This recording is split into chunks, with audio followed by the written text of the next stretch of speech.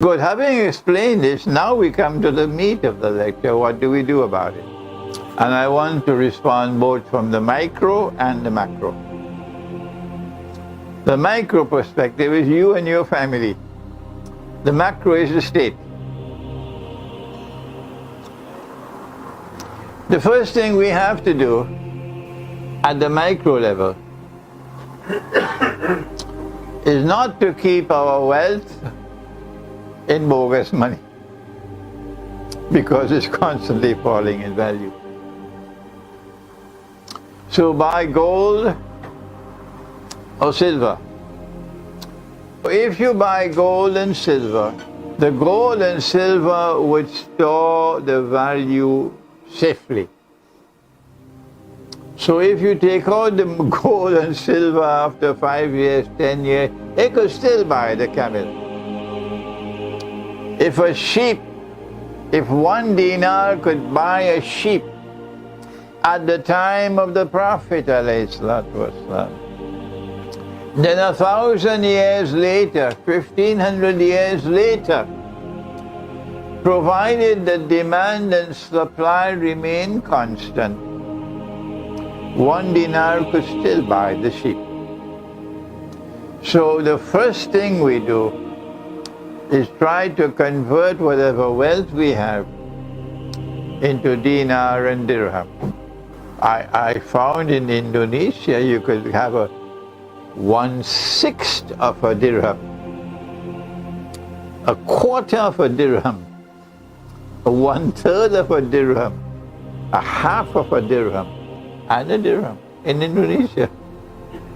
You need that if you want to buy a cup of chai. You don't need a whole dirham. So, the first point we make is, it makes more sense so long as we don't have a market in which we are buying and selling using dirham and dirham, dinar and dirham. It makes more sense to buy gold bars and silver bars rather than gold coins and silver coins. Incredible wisdom of the Prophet ﷺ and the market at that time. What you will do is to buy wheat, rice, barley, sugar. You have to know how to store it so that it does not spoil. So in the story of Yusuf alayhi salam, remember he said, keep the corn on the cob. Because if you keep the corn on the cob, it will have a longer shelf life.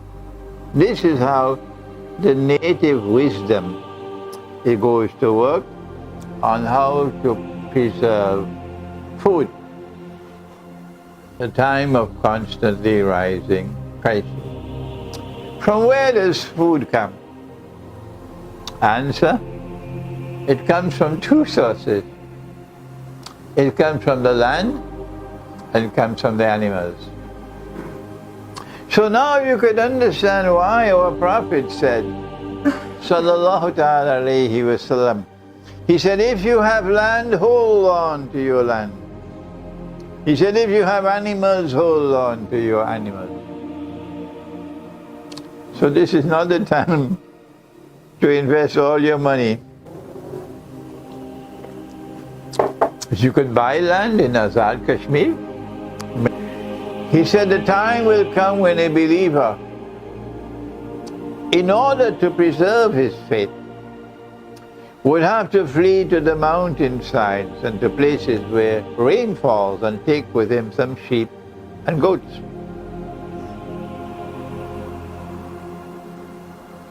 And so, two things we need for food security. Two things we need for security of money in an age of runaway inflation. You need land and you need animals. And so our Prophet said, Flee to the mountainsides and places where rain falls and take with you some sheep and goats. And he said, if you have land, hold on to your land. If you have animals, hold on to your animals. That the road to get out of this inflation is to bring back dinar and dirham as money. That is the road. Dajjal is going to do it in Israel. That's right, tomorrow. And it will be to the shame and disgrace of this ummah when Israel brings back the sunnah money and we are still eating our biryani and going home and sleep.